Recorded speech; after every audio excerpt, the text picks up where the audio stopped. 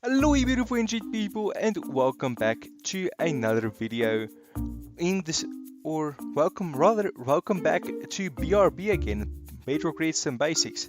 Yeah, so today I'm going to show you how to make double piston extenders. Now, unlike most videos, I won't just be showing you a bunch of different designs that I came up with. I will also showing you some techniques and basically how to design your own double piston extenders, because as you might have found out, or at least in my experience, a lot of the times the designs that I found online didn't work in my circuit and I needed to design a custom one. And that is why it is so useful to know how to make double piston extenders. So without further ado, let's get started. So this is basically how a double piston extender works. We extend this one at the back, and then we extend the one at the front, and then optional you have the option of powering this metal block or not powering it at all. It's up to you. And that is how we get the double extension. Now, when we depower it, that's when it gets kind of tricky, since remember that we powered this lever um, second to last, but we actually need to retract it the first of the bunch. And then we need to retract the one that extended first. And then we need to power and depower the one in the middle really quickly. So that is basically how it works. We power the back, we power the front, we depower the front, we depower the back, and then we power and depower the middle. Now, it's actually a lot simpler to do in Redstone. So over here, you can see this is pretty much the standard double piston extender design that you might have seen some other places. Now, something that's important to remember when you're working with Bedrock Redstone is that Java Redstone and Bedrock Redstone are similar, but they're also completely different. So for instance, on Java, you would have something similar to this. Like would just be two repeaters over there and a piece of redstone here with redstone line. But on Bedrock, you need another repeater here. And as you can see, we power and we depower it. So this back one is set to 4 ticks. This middle one is set to, wait, that's one, two, three, 3 ticks, sorry. This one is set to 4 ticks plus an additional 2 ticks over here. And then we just have a normal piece of redstone line here. And what this will do is we will power this first one first actually. But since the piston is not here yet, it does not matter. As you can see on a little diagram thing here, when we power this thing, it doesn't matter because there is no piston under there. So that this one will power first, and then this back one will power after this delay. And basically, this allows us that basically when we depower it, this one will depower first since it powered up first as well. And then we just have a long delay in the middle here to power it at the last. As you can see, I feel like I'm not doing a very good job at explaining this. But yeah, as you can see, when we power it, front one, this redstone line gets powered, this redstone line gets powered, and then this redstone line gets powered. When we depower it, this one depowers, and then this one depowers lastly.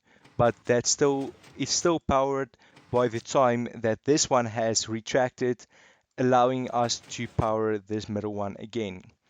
Now, the chances of you actually using this design is probably really low because as you can see, it's pretty big and yeah, it's just not wonderful at all. And that's where things like this come in. Now, this is probably the double piston extender design that I use the most. And as you can see, it's the same concept except a lot smaller. So we power this block and then we have a delay here that will power this back block. But because observers are kind of weird on Bedrock, we will get an additional couple of ticks delay before this piston fires or this observer fires a pulse, and that allows us to get an extension. As you can see, when we depower it, this repeater will depower, and after a delay, it will update this observer, which will power that piston there again. So this is probably the design that I use the most. It's really simple. It's just the two pistons, an observer pointing downwards, and then a 3-tick delayed repeater with those two pieces of redstone. Now, vertical piston extenders, they pretty much work the same as the more horizontal piston extenders, but the only reason that they're more difficult is because obviously we can't place a repeater on the side of something. We can only place it on top of blocks, not on the side of blocks. And that's when you have to start doing things like this.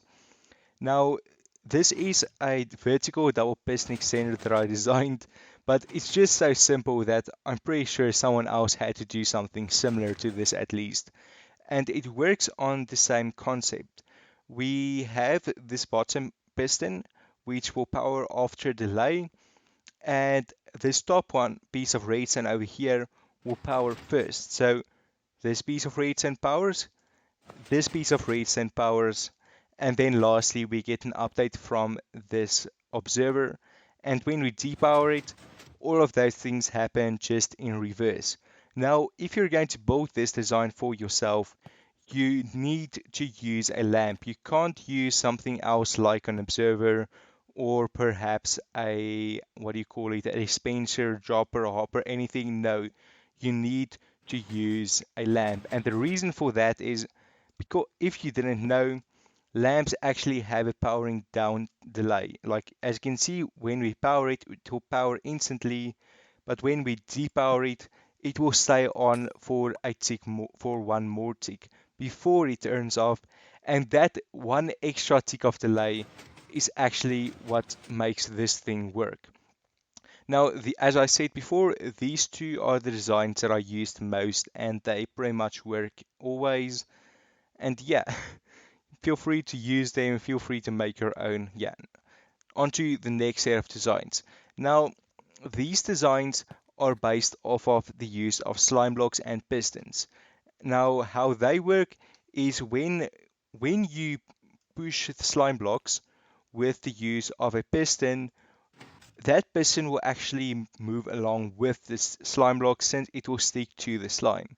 And basically, this allows us to make super compact double piston extenders because instead of placing them behind one another, you can stack them on top of one another. So as you can see, we power this bottom one. It will shift this piston across over here where we can power it, which will give us a double extension. We depower this top one and then we depower this bottom one, and there it is complete. Now, I try to use these as little as possible just because they use slime blocks, and I'm not a fan of that because obviously slime blocks will stick to blocks, and that means you're going to need to use something like obsidian or glazed terracotta to place around the slime block area so that it won't stick to it, and that's just really annoying since you end up with a door, for example, that's just full of terracotta and it will just look ugly from the outside since, well, glazed terracotta is just not the most beautiful block out there.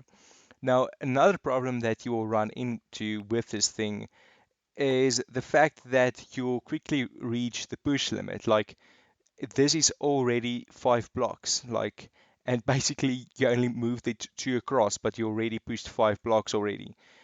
As opposed to something like this, where you move just 2 blocks with that back piston. So that is also something to watch out for, is that you can run into the push limit pretty quickly.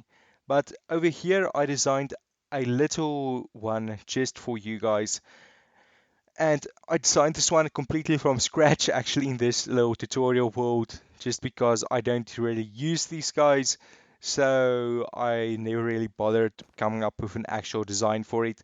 But I'm pretty sure this is a good and compact design. As you can see, we have our two pistons. Why am I experiencing lag spikes? Okay, but anyway, we have the two pistons, the two or the two slime blocks at our blocks, and then it's just two pieces of glazed terracotta or obsidian, two normal blocks, a piston set to 3 ticks, a piece of redstone, and then the stop block will be our input.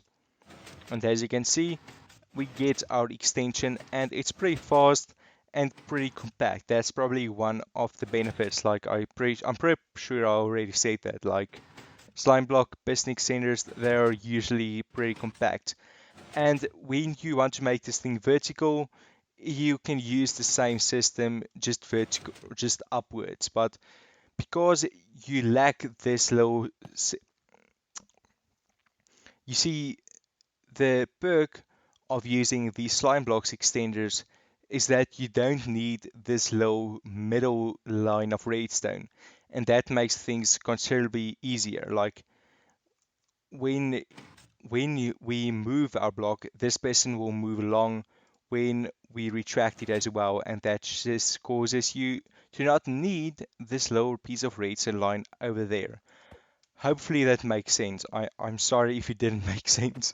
As if you have watched me for a while, you know that I am not the best explainer. But yeah, onto the final design. Now, this thing, I have used it a couple of times, but you need the really specific conditions to use it. And this is more of a proof of concept to think outside of the box.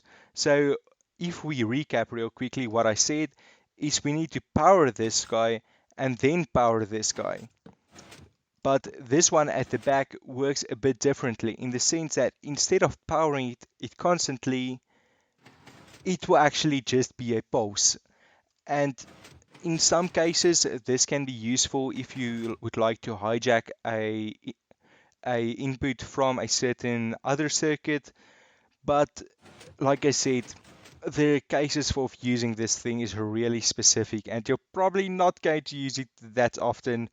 But just in case you wanted to know, spitting out this block, it will get the job done as well. And if you're wondering how this is happening, basically sticky pistons won't be able to move extended pistons. And what we do is when we extend this back piston, we almostly instantly power this front piston, and by the time this guy retracts, this piston is already extending it or extended, making it an immovable object, and thus this guy cannot turn it back or put it back again.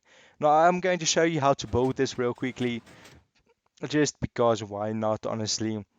As you can see, we have our two pistons with a block, and then we have two more blocks with a piece of redstone on top. Now, you don't really need this redstone if you're going to give an input from the side, but if you're going to give an input from, let's say, the top over here, then we need a redstone dust over there, because basically this redstone will power both the piston when it's moved under here, as well as power this dropper, which will send a pulse into this observer pointing into this repeater, say to 3 ticks, pointing into this block, pointing into this piece of redstone, which will extend this piston, and after 3 ticks more of delay, we will power this block, and that is part of the retraction circuit, this guy. So as you can see, when we depower it, this lower repeater is responsible for powering this piston to retract this block out the front. And no, that's not what I wanted to do. But as you can see, when we power, when this guy it's powered, or no, uh, this this repeater when it powers this block, that's responsible for just pulling that final block back to its original position. Why did I stutter there? But anyway, that's going to conclude this video. Hopefully you guys enjoyed it. And yeah, feel free to leave a like and to subscribe if you're new around here. And if you have any questions or trouble, feel free to leave a comment and ask me. I'll try and solve it or at least help you with it. But yeah, feel free to leave a like and to subscribe if you're new around here. But thanks for watching, guys, and I will see all of you again in the future with a brand new video. Bye!